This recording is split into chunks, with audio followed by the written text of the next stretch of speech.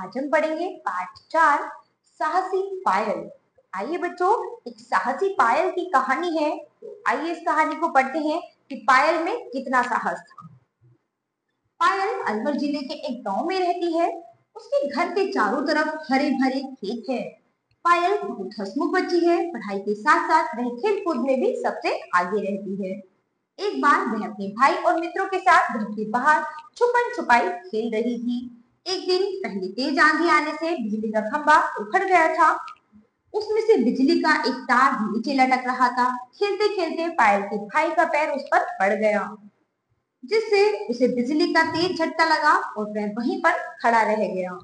पायल ने तुरंत पास पड़ी हुई लकड़ी से तार हटाया और जोर से बोली, जल्दी भाग जा। तभी तार पायल के हाथों पर गिर पड़ा। उसके हाथ बिजली के तारों से चिपक गए और वह वहीं गिर पड़ी। अन्य साथियों ने घबराकर शोर मचाया, बचाओ बचाओ। शोर को सुनकर खेत पर काम कर रहे लोग भागकर आए। पायल को देखकर वे समझ गए कि करंट से उसके हाथ जल गए हैं। तब तक पायल के माता पिता भी आ गए थे। वे उसे तुरंत अस्पताल ले गए। अस्पताल पहुंचकर डॉक्टर ने पायल की जांच की और बताया करंट लगने से हाथ बहुत जल गए हैं। अब शायद वह इन हाथों से कुछ काम नहीं कर पाएगी। ये सुनकर पायल के माता पिता उदास हो गए। डॉक्टर, हमें बच्चे के नकली हाथ लगाने होंगे। फिर हमारी बच्ची अपने काम खुद कर तो पाएगी ना डॉक्टर साहब? पिता ने उदास होकर पूछा। पायल सब सुन रही थी, तपाक से बोली, पिताजी मैं जरूर सारे काम कर पाऊंगी, विद्यालय भी जाऊंगी और खूब पढ़ूंगी लिखूंगी। पायल की हिम्मत और साहस देखकर डॉक्टर साहब भी हैरान रह गए। पायल को नकली हाथ लगा दिए गए। तो बच्चों, पायल को नकली हाथ लगा दिए गए। उसके बाद भी पायल घबराई नहीं और उसने अपनी हिम्मत और साहस नहीं छोड़ा। इस घटना के कुछ ही दिनों बाद पायल ने पैरों से लिखने का अभ्यास कर लिया। अभी घाव पूरी तरह ठीक भी नहीं हुए थे कि एक दिन उसने अपनी माँ से कहा, माँ, विद्यालय में खेल दिवस की तैयारियां हो रही है, मैं भी कल से विद्यालय जाऊंगी।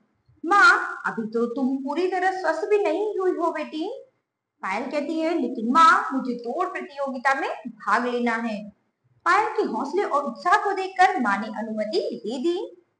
अगले दिन सुबह उठकर पायल बहुत खुश थी। वह अपने स्कूल की यूनिफॉर्म पहनकर तैयार हो गई। शिक्षिकाएं पायल को विद्यालय में देखकर दंग रह गई और खुश भी हुई। कक्षा में पायल के बैठने के लिए दरी बिछाई गई, जिस पर बैठकर वह पैरों से लिख सके। उसने सब बच्चों के साथ दौड़ का अभ्यास भी किया।